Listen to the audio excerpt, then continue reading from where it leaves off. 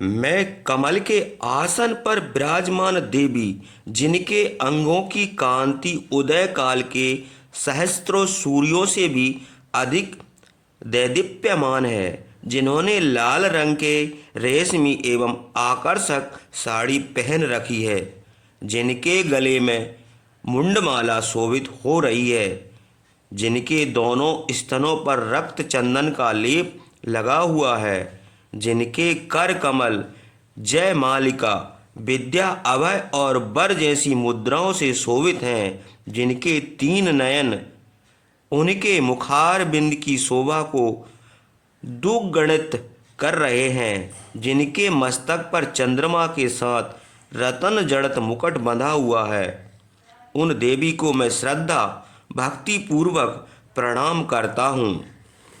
सुमेधा ऋषि बोले, हे राजन, महिषासुर का सेनापति छिचुर अपनी उस सेना को नष्ट देखकर क्रोधपूर्वक देवी से लड़ने के लिए स्वयं गया।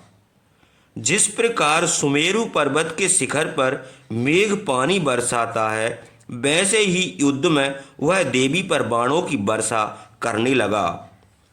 देवी ने उसके उत्कट बाणों को भी खेल में ही काट दिया और रथ सारथियों के सहित घोड़ों को भी मार डाला।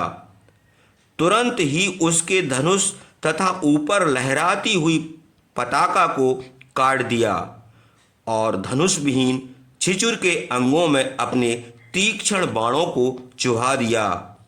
वह दैत्य धनुष रथ और सारथियों के नष्ट होने पर भी ढाल और तलवार लेकर देवी पर प्रहार करने के उद्देश्य से उनकी ओर दौड़ा।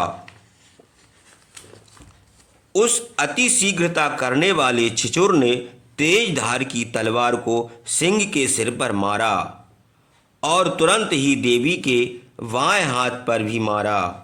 हे राजन, उसकी वह तलवार देवी की भुजा से टकराते ही टुकड़े टुकड़े हो गई। उसके बाद क्रोध से लाल लाल आंखें कर उसने त्रिशूल उठाया। उस महायोद्धा दैत्य ने तेज से जलते हुए सूर्य के समान तेज वाले त्रिशूल को आकाश से देवी पर छोड़ा। देवी ने छिचुर दैत्य द्वारा फेंके गए त्रिशूल को अपनी ओर आता देखकर उसे रोकने के लिए अपना त्रिशूल उस ओर फेंका।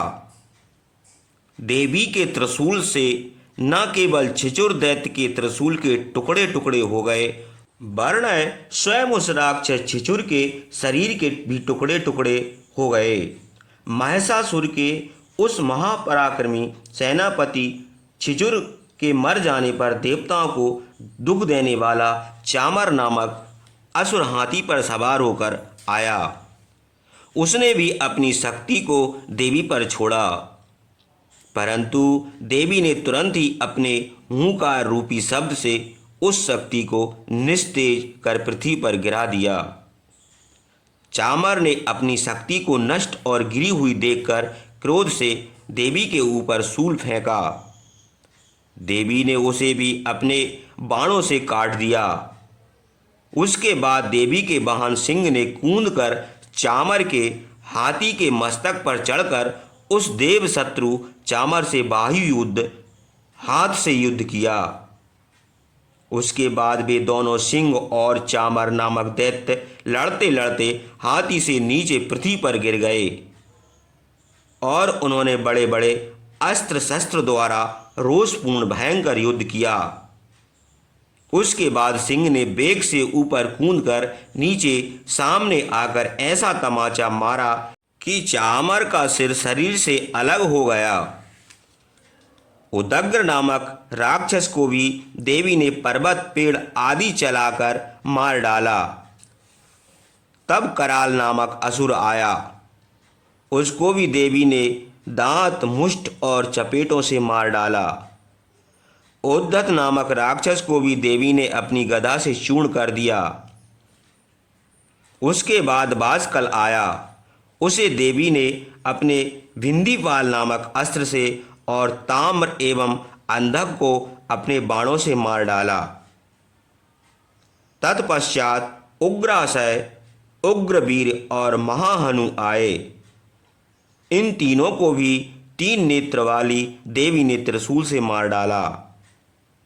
उसके बाद देवी ने बिडाल नामक असुर का सिर काटकर उसके शरीर को भूमि पर गिरा दिया तथा दुर्मुख दुर्धर नामक 2 असुरों को भी देवी ने अपने बाणों से मार डाला। तब महिषासुर ने इस प्रकार अपनी सेना का नाश होते देखकर अपने महेश रूप भैंसे वाले रूप से देवी को उन गणों को भय दिखाया। कुछ गणों को थूतन से मार मार कर और कितनों को खुर पैर चला चला कर और कितनों को पूंछ से मार मार कर और कितनों को दोनों सींगों से फाड़ फाड़ कर कष्ट पहुंचाने लगा। उस असुर महिषासुर ने कितनों को वेगपूर्वक दौड़ और भयंकर हुंकार से और औरों को अपनी श्वास की वायु से पृथ्वी पर गिरा दिया।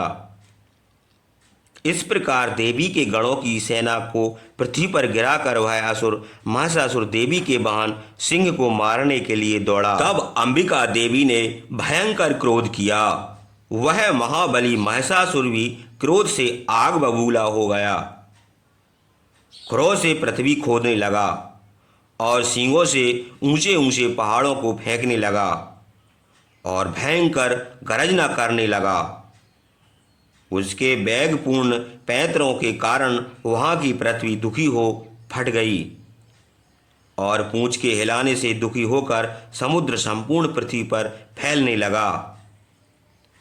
उसके सींग के हिलने से बादलों का समूह टुकड़े टुकड़े हो गया और ऊपर फेंके गए पर्वत उसकी श्वास रूपी वायु से टुकड़े टुकड़े होकर आकाश से पृथ्वी पर गिरे। इस प्रकार क्रोधाग्नि से जलते हुए महिषासुर को आते देखकर चंडिका देवी ने उसके वध के लिए क्रोध किया। देवी ने पास फेंककर महादैत्य महिषासुर को बांध लिया। उसने भी वहां अपना भैंस का रूप छोड़कर तत्पश्चात तुरंत ही सिंह बन गया। जैसे ही जगदम्बा सिंह बने महिषासुर का सिर काटने को तैयार हुई, वैसे ही महिषासुर का शरीर हाथ में खड़ग लिए हुए पुरुष में बदल गया। उसके बाद तुरंत ही देवी ने बाणों से खड़ग और ढाल सहित पुरुष रूप को काट दिया। उसके बाद वह तुरंत महामत वाले हाथी के रूप में परिवर्तित हो गया। उसने अपनी सूंड में देवी का वाहन सिंह को जकड़ लिया और घसीटने लगा तथा गरज करने लगा। सिंह को खींचते समय देवी ने उसकी सूंड को तलवार से काट डाला। उसके बाद फिर भी उस महाअसुर महिषासुर ने भैंस का रूप धर लिया और पहले की तरह तीनों लोकों के चर अचर सभी को भयभीत कर दिया। उसके बाद चंडिका देवी क्रोध करके बार बार उत्तम मदिरा पीने लगी और लाल लाल आंखें करके हंसने लगी। अपने बल पराक्रम से मतवाला होकर महिषासुर भी घमंड से गरजने लगा और पहाड़ों को सींग से उठा उठाकर देवी के ऊपर फेंकने लगा। वह देवी भी महिषासुर के फेंके हुए पर्वतों को अपने बाणों से चूर चूर करती हुई मद के नशे से लाल लाल आंखें किए हुए महिषासुर की तरफ बढ़ी। देवी बोली, रे मूर्ख, जब तक मैं मधुपान कर रही हूँ तब तक तुम जी भर के गरज कर लो। इसके पश्चात मेरे हाथों तुम्हारी मृत्यु निश्चित है। तब तुम नहीं रहोगे और तुम्हारी जगह पर देवता गरज न करेंगे। श्री सुमेधा ऋषि बोले, हे राजन, ऐसा कहकर तुरंत ही देवी कूदकर महिषासुर के ऊपर चढ़ गई और पैर से दबाकर उसके कंठ में एक त्रिशूल मारा। उसके बाद देवी के चरणों से दबे हुए महिषासुर ने अपने मुख द्वारा दूसरा शरीर धारण कर निकल जाना चाहा, परंतु वह ज्यों आधा निकला कि देवी ने अपने पराक्रम से उसे रोक लिया। वह अधम महिषासुर निकले हुए आधे शरीर से ही युद्ध करने लगा। तब देवी ने तलवार से सिर काटकर उसका वध कर दिया। महिषासुर के मर जाने पर उसकी सेना हाहाकार करती हुई भाग चली और सभी देवता लोग अत्यंत प्रसन्न हुए। तब दिव्य महर्षियों के साथ देवता लोग उस देवी की स्तुति करने लगे, गंधर्व लोग गान करने लगे तथा अप्सराएं नाचने लगीं।